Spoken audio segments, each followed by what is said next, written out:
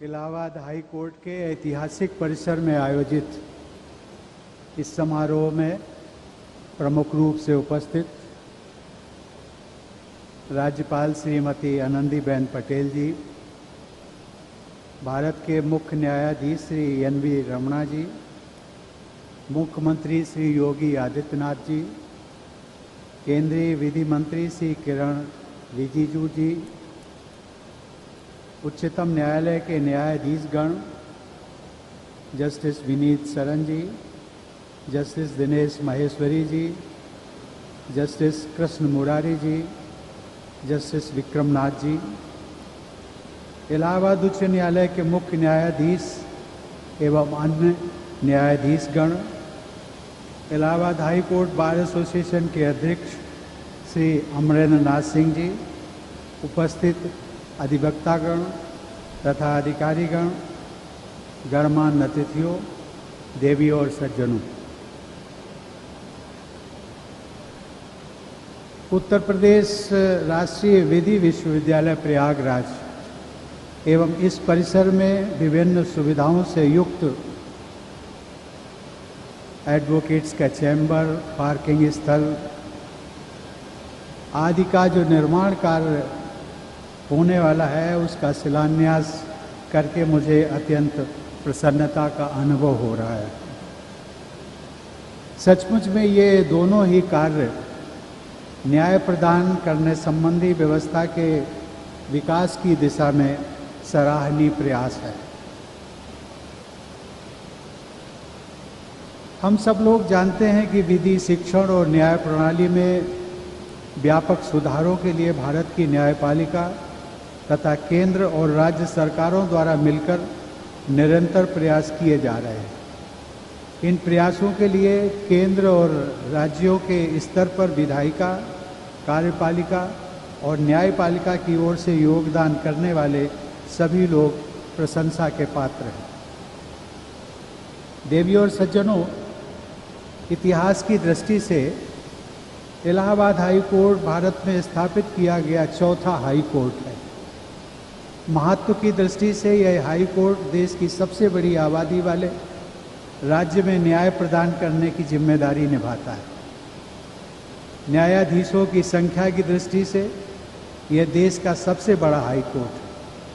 परंतु इन सभी तथ्यों से एक बात और भी महत्वपूर्ण है कि इलाहाबाद हाई कोर्ट की वह परंपरा जिसमें महामना मदन मोहन मालवीय, मोतीलाल नेहरू, सर तेज बहादुर सप्रू, राजर्षि पुरुषोत्तम दास टंडन और कैलाशनाथ काटजू जैसे प्रखर व राष्ट्रप्रेमी अधिवक्ताओं ने इसी परिसर से भारतीय इतिहास के अनेक गौरवशाली अध्याय लिखे।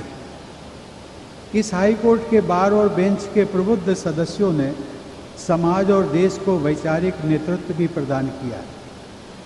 इसी उच्च न्यायालय में सन 1921 में भारत की पहली महिला वकील सुश्री कोर्नेलिया सोराब जी को इनरोल करने का ऐतिहासिक निर्णय लिया गया था। वह महिला सशक्तिकरण की दिशा में इलाहाबाद उच्च न्यायालय का भविष्योन्मुखी निर्णय था।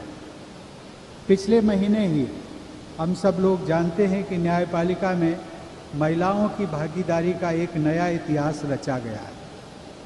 मैंने उच्चतम न्यायालय में 3 महिला न्यायाधीशों सहित 9 न्यायाधीशों की नियुक्ति को स्वीकृति प्रदान की। आज उच्चतम न्यायालय में नियुक्त कुल 33 न्यायाधीशों में 4 महिला न्यायाधीशों की उपस्थिति न्यायपालिका के इतिहास में आज तक की सर्वाधिक संख्या है। इन नियुक्तियों में भविष्य में एक महिला चीफ जस्टिस ऑफ इंडिया बनने का मार्ग भी प्रशस्त हुआ है। सामान्यतया महिलाओं में न्याय प्रकृति का अंश अधिकतम होता है, भले ही इसके कुछ अपवाद भी होते हों। उनमें हर किसी को न्याय देने की प्रवृत्ति, मानसिकता व संस्कार होते हैं। मायका हो, ससुराल हो, पति हो, संतान हो, कामकाजी महिलाएं सबके बीच संतुलन बनाते हुए भी अपने कार्य क्षेत्र में उत्कृष्टता के उदाहरण प्रस्तुत करती है।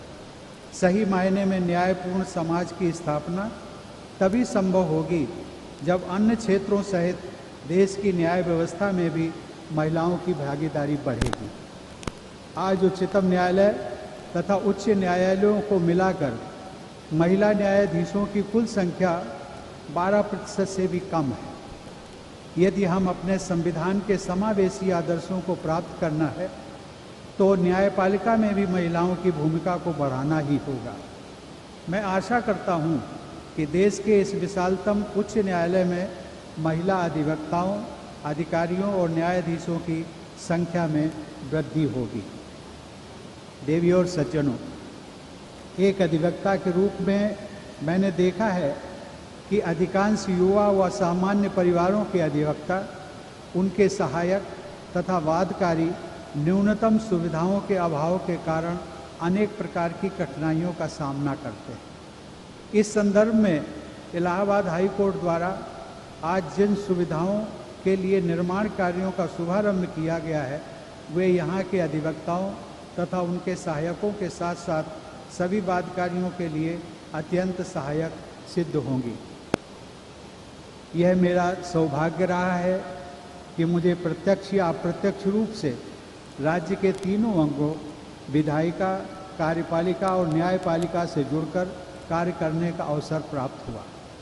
न्याय पाने के लिए गरीब लोगों के संघर्ष को मैंने नज़दीक से देखा है।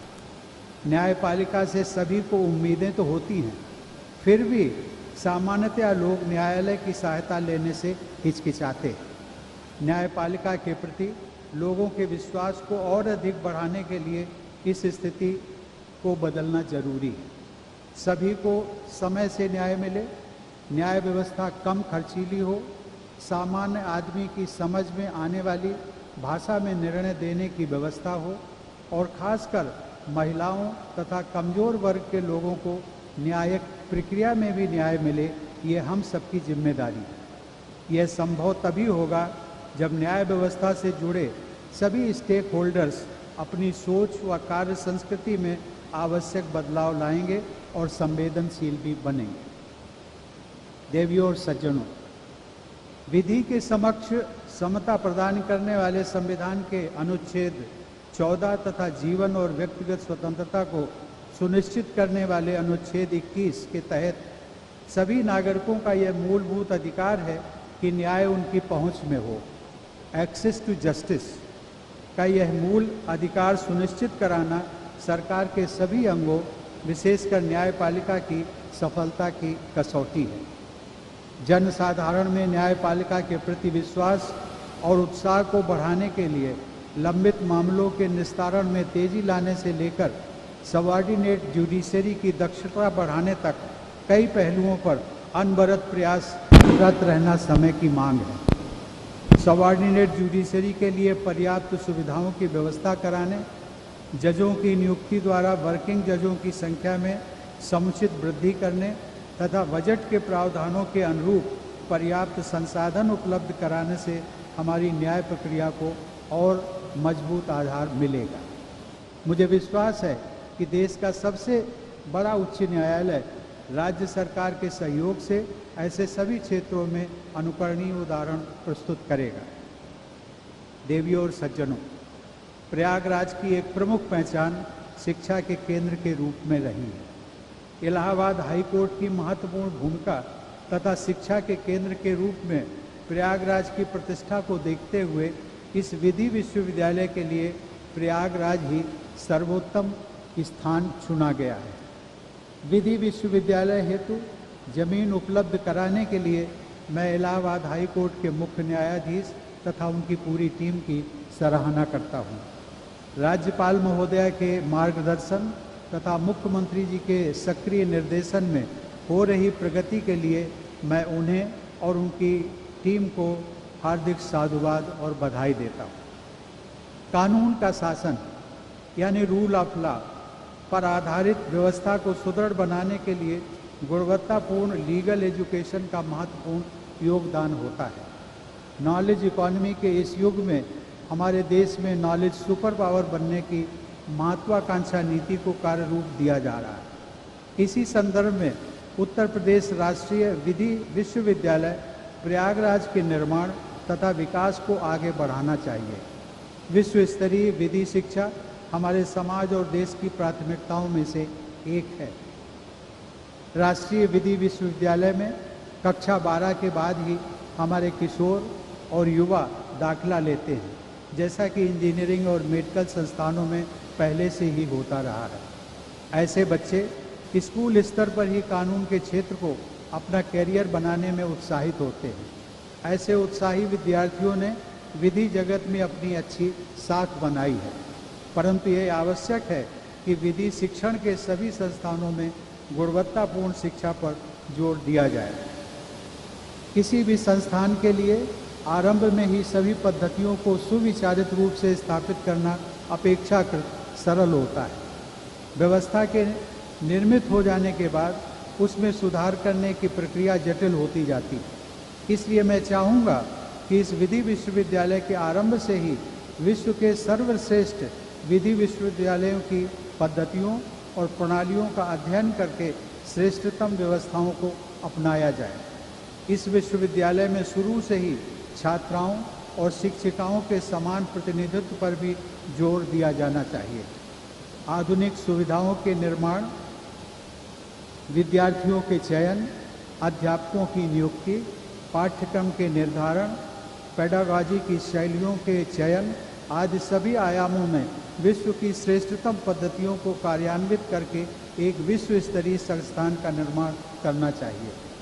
देवियों और सज्जनों, कानून को सामाजिक और आर्थिक प्रगति व बदलाव के माध्यम के रूप में देखा जाना चाहिए। मेरी शुभकामना है कि राष्ट्रीय विधि विश्वविद्यालय प्रयागराज योजनानुसार स्थापित तथा विकसित हो तथा यहाँ के विद्यार्थी न्यायपूर्ण सामाजिक व आर्थिक प्रगति में महत्वपूर्ण भूमिका निभाएं।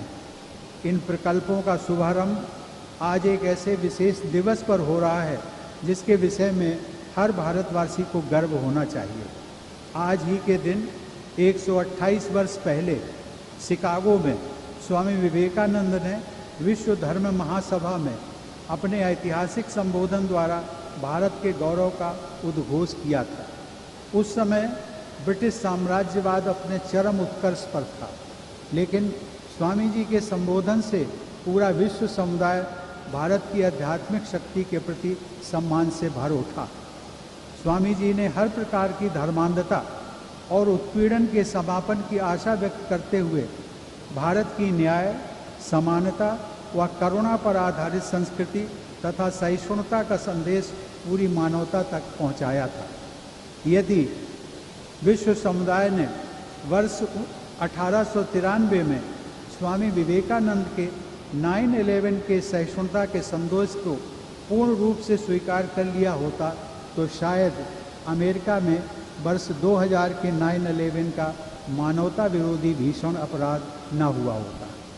आत्मविश्वास, आत्मगौरव और देश अभिमान का जो आदर्श स्वामी विवेकानंद ने 11 सितंबर 1893 को विश्व समुदाय के सम्मुख रखा था, उसी पर चलते हुए मुझे विश्वास है कि हमारी युवा पीढ़ी भारत को 21वीं सदी के विश्व में शीर्षस्थ स्थान दिलाएगी। इस उद्देश्य की प्राप्ति में भारतीय न्यायपालिका को भी अपनी महती भूमिका रेखांकित करनी होगी। मैं एक बार पुनः इलाहाबाद हाई कोर्ट के बार व बेंच के सभी सदस्यों को अपनी बधाई व शुभकामनाएं देता हूं। धन्यवाद। जय हिंद।